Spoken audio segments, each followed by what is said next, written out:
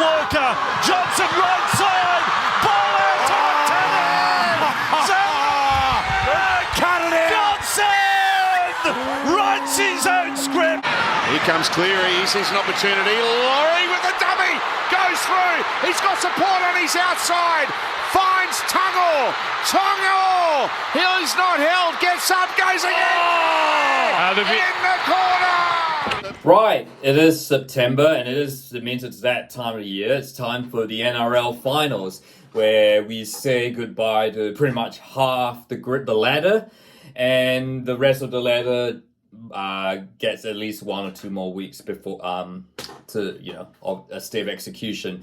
But first, yeah, look, obviously, you can guess who I follow. We really have to talk about the teams that won't be competing in the NRL Grand Final in October.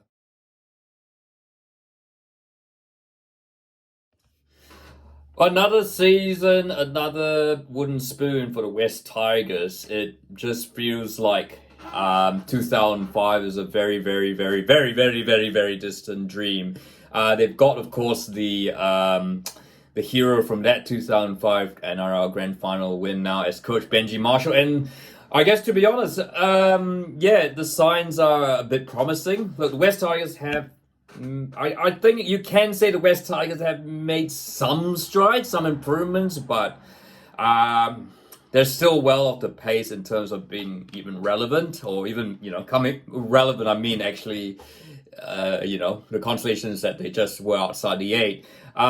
Look, I mean, for all of Anthony Wiggles' comments about wanting to split the West Tigers, the West Tigers are going to be around for a bit, and I think Benji Marshall's going to be around for a bit.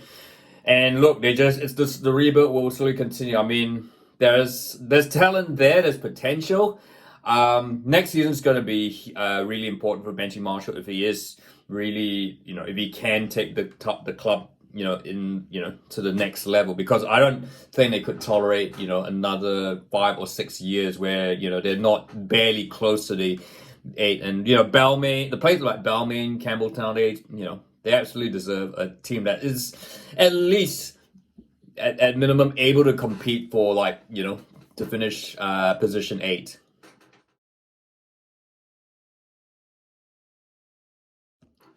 I might as well put Bung the Bunnies and the Eels together, because really I am just going to repeat the same stuff for both clubs. Really, absolutely, the two, undoubtedly, look, the two biggest disappointments, which I guess, saying that as a Warriors fan, look, given the talent that's in the Bunnies and the Eels, the Eels were in the Grand Final only 2 seasons before. Bunnies have always had, boasted the best forward pack in the competition. That and you got, Bunnies got Latrell Mitchell back from injury.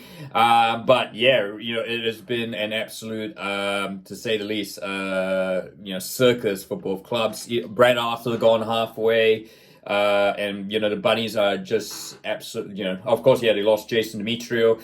It is an absolute, and it is chaos at the moment. It is, and really, it's not, while yes, it is down to the players, it's also the front office as well that really needs to sort themselves up. But, then again, it's the Eels and the Bunnies who are known to have chaotic front offices. Sorry, Russell Crowe. But, yeah, look, I think it, these two are so unpredictable that, you could see them being in the, you could see one of them making the Grand Final in 2025. So, look, I guess there's not really any point of saying what these two need to do. Again, get, at least find a decent coach, work on defense. The one game that sums up, actually really both teams is that late season game the Eels had against their big rivals, the Panthers, where they were good 20 points up nearly, and they lost that game. So, yeah, I guess let's close the chapter on 2024 and move on to 2025.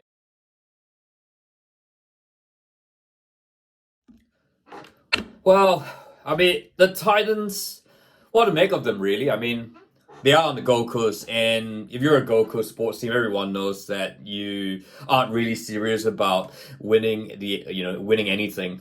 Sorry, that was a really a bad, yeah, that was a bad joke. But yeah, I think to be fair, the Titans have shown glimpses or that they can compete, but I guess ultimately, yeah, the rest of they just don't seem to have enough to make a proper fist of getting into the top 8 and having a longer season. And look, I mean, to be fair, crowds have definitely continue to be constant. You got to credit they are actually they are decent. There is a decent following for the Titans. They're amazingly, and on the Gold Coast, I guess Gold Coast is rugby league territory, not just Miami of Australia, but yeah, it is hard to see what's happened. I mean, they do say goodbye to Kieran Foran, who in his 50s is figuratively speaking, is still very good. But yeah, they haven't got the talent. They've got some exciting backs.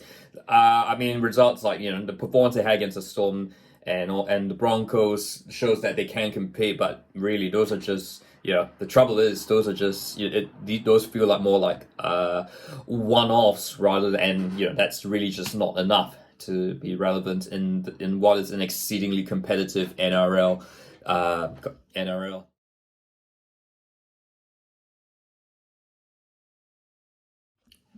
Oh boy, so look, this is our team, so we're gonna have a bit of a chat about it. Look, I guess it seems like a long time ago since, I was hailing the Warriors. This is the season that this is the season to make it. Bringing back a former Dally M medal winner in Roger Tuivasa-Sheck, to complement, getting Sean Johnson to stay on for another season. You've got, you got the talents of Charlize Nicole Kolstad, DZN,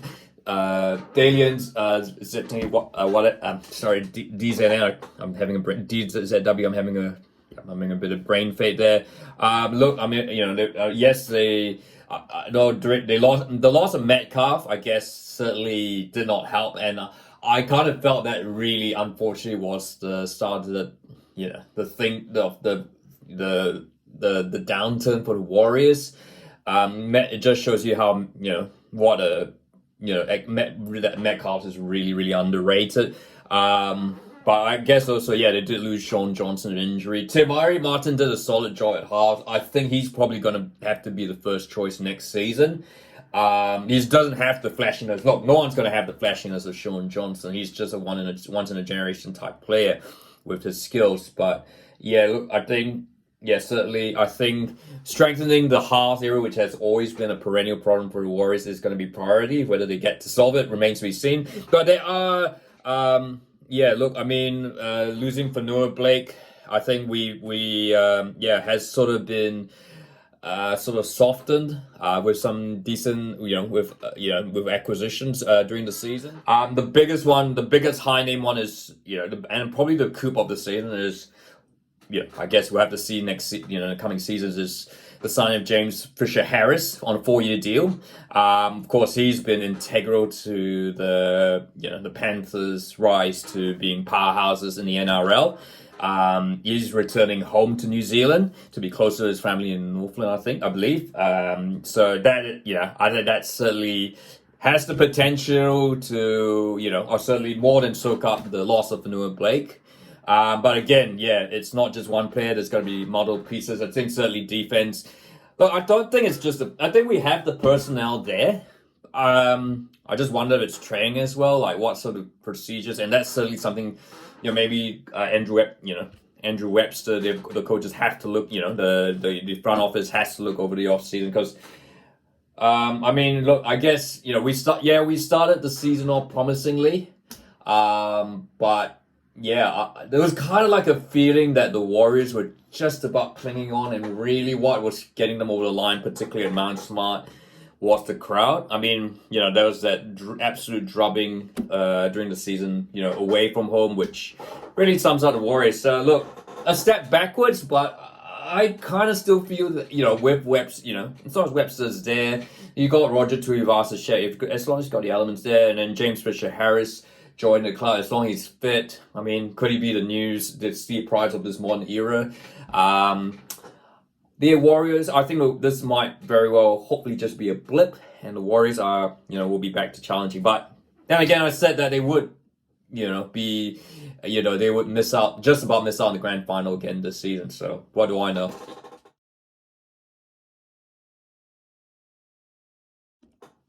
Yeah, and the chat about the Broncos, well, it's probably going to be just as long as the Warriors. Look, I guess if you you can say for both Warriors and the Broncos, this has been a weird NRL regular season. Undoubtedly, always as good as ever. But when you have, the Broncos who made the grand final last year, you had the Warriors who just missed out, both out of the 8.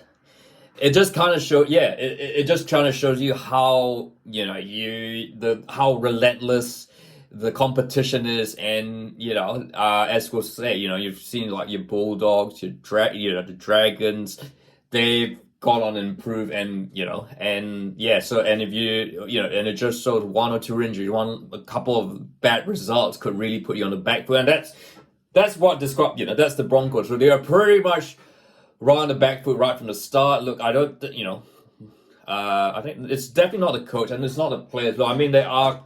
Look, as a Warriors fan, I'm a little bit bitter about Reece Walsh, right? There's no doubt he's a talent, but I still have my questions about his ongoing, mentality for big games. I kind of felt, he was missing at the key times.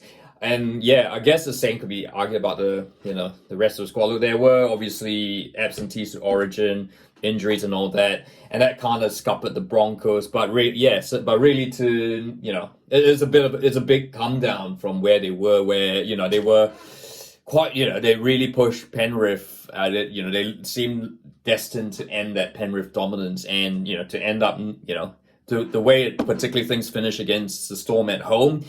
Against a team that hadn't really clinched the minor premiership, and whereas the Broncos needed to win that game, it will leave a sour taste for the off season, and it will remain to see what Kevin Walter, how they'll use that loss on Thursday night to the Storm over the off season. Whether but I think with Walters there, with the talent of that, I think the Broncos are such a big team that it would be a shock if they didn't turn it around.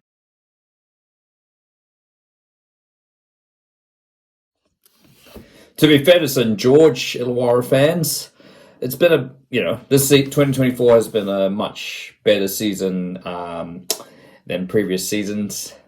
And, I guess, when Ben Hunt puts his mind to it, and the rest of the team, the Dragons can be contenders. And you know what? They really should have been in the top 8. They seemed, particularly in the last months of the competition, the Dragons seemed almost certain to be in the playing finals footy. Even, I know it was obviously it was a very close battle, but, the way Ben Hunt was playing, it felt like, he could have, he was in the running for the Daly M. As it is, they absolutely crapped the bed at home against the Canberra Raiders, particularly with such a big lead, and it seemed like it was the Dragons were well on their way. They would have eliminated all the other teams, and just as it is, they couldn't get the job done. And I guess that Ben Hunt's future. Look, Ben Hunt's really it feels like Ben Hunt has packed his car and is pretty much ready for the move back to Brisbane anytime, and I guess with the Dragons missing out again, it feels like, the questions are going to come back as to whether Ben Hunt, will look to opt out and move back up to Queensland.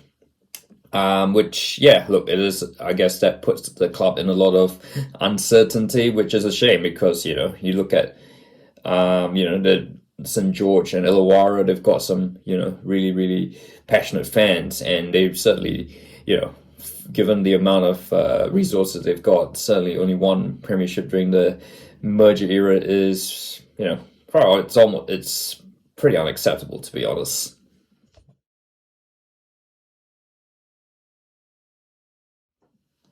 Yeah, it's funny talking about the Dolphins not as the last team to miss out, just simply because of, I guess ultimately their loss against the Newcastle means they finished behind Canberra. But I guess, yeah, look, it is more progress, but I mean, on the flip side, yes, they are a new team, they're 2 years old, but there is so much talent in this team. And yes, they certainly improved from last season where, they've made that brilliant start. It seemed like they could have been, the new Melbourne Storm and, the best expansion franchise in history. But yeah, they ultimately tailed off this time. I think they pretty much, there were some hiccups, but they pretty much they were pretty consistent all the way. And, the fact is that they took it to the last game is very, very credible. But I mean, at the same time, you have like Cody Nikarima, Bromwich Brothers, or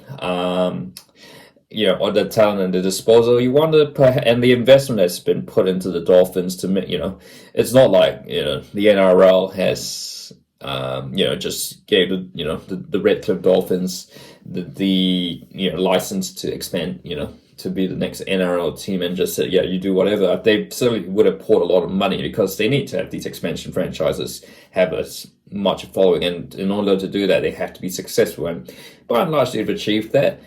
But yeah, and but having said that, I guess, that is probably going to be a tinge of disappointment, particularly when they have Wayne Bennett. And again, he's another person who is going to be, he's off, obviously. So the question, could the Dolphins end up being what the Titans have ended up becoming and just, being another mediocre Queensland team? It's, look, I don't think they will because the Dolphins do have a passionate fan base in suburban Brisbane. But yeah, it is, I guess it kind of feels like this year was probably their best chance, really to make history, make it into the 8 for the first time ever. And yeah, who knows? I mean, yeah, they had great results against the Broncos. They could have, they're a team that could easily have gone quite a reasonable distance in the finals.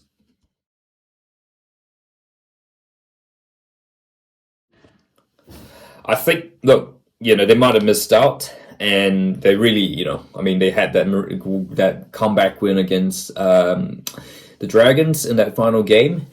But, really, look, I think, and they needed results to, they needed Newcastle and Gold Coast to, draw, to have a draw. And, that was, was not really much chance of that happening. But look, to be fair, I guess you got to remember that, sort of for a second, for much of the season, the Raiders were really nowhere. It seemed like they were, with the huge hidings they had, the injuries and all that, it kind of actually felt like the end of an era for the Green Machine. And, for the long-term coach, Ricky Stewart, who is a very passionate Canberra man, but it kind of felt like they were, the Raiders after, being, consistently, consistently a top 8 contender. It kind of felt like this season was really like, sort of like the beginning of the end for Ricky Stewart. But look, credit to the man, credit to the team. They came back and, just missed out. So I think that takes a lot of gumption, and I think, yeah, they will look on, it's funny with the Raiders. They always have one really, really great season where they, they make it all the way to the grand final. Next season, they're just nowhere, and it's just one of those up and down teams. But that, I guess, that's the glory of the Green Machine. Look, I mean, you have Rapana there, Stoney, you've got Thompson, all those players there. And yeah, the Green Machine will be there. And I think Ricky Stewart pretty much has the job for life. So yeah, so look, in the end, a credible finish for the Raiders, but I think certainly they'll be looking forward to, avoiding the struggles that they had early in the season, which ultimately ended this, any realistic chance of them competing in the top, in the finals.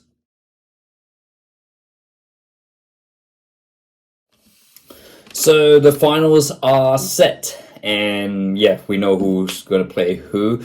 We'll have the schedule, and at the time of recording the schedule, the schedule hasn't formally come out. It might very well come out later in a short while. But in any case, going by the McIntyre system, we pretty much knew that whoever won this last game between the Knights and the Dolphins was going to play the Cowboys in one of two elimination finals. The other elimination final was going to be the Bulldogs and the Sea Eagles, and then of course you have the major the major semi-finals.